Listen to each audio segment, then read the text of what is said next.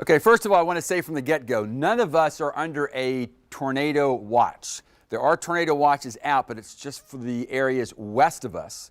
Simply saying, though, that if there are going to be isolated tornadoes, the highest risk will be for those of you out in what we call the Suwannee River Valley. So that's going to be from Alachua through Union and then Columbia County and then over western portions of the Okefenokee. Might there be severe thunderstorms farther to the east, even as far to the east as I-95? There could be. I'm just saying the highest risk, and we're watching very closely as the band of thunderstorms now coming in from the Gulf, not the Atlantic. That activity that we've been dealing with really since Saturday, that's about ready to come to an end. Now, as forecasters, we're looking off to the south and the southwest. And I'm here to tell you right now, I do not see any storms that are even close to producing anything like an isolated tornado, but we're not going to take it for granted. We'll keep a close watch on the storms. The strongest of the storms are coming out of Appalachia Bay and really headed more toward Tallahassee and southwestern Georgia. Not for us. Nonetheless, we have some downpours we'll keep a close watch on. Now, these downpours coming in from the Atlantic, just like we had over northeastern Florida, they could produce some wind gusts to 40 or 45 miles per hour.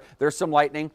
There's certainly some brief heavy rain, but I don't see any threat of isolated tornadoes there. And as far as what's happening out over the Suwannee, again, we have strong storms out there, but I don't see any threat yet. Nonetheless, especially through the evening hours, we'll keep a close watch on isolated tornadoes. So what about for those of you from Lake City to Waycross on Tuesday? This would be more once we get some heating, then during the afternoon, another line of thunderstorms might put out some isolated tornadoes. We'll keep a close watch on it. That's simply where the highest risk of the strongest storms are and will be. For the rest of us, yeah, we're still going to have some showers and thunderstorms through the night tonight, although again, there goes the core of Fred heading away from us, but then one of the feeder bands, we call it, coming in from the Gulf of Mexico. You combine that with the heat tomorrow afternoon, and I'm going to be watching closely for some strong storms. More sun though, so we're headed up to 90 as Fred heads toward Atlanta. Travelers keep that in mind. Might be some significant delays up there.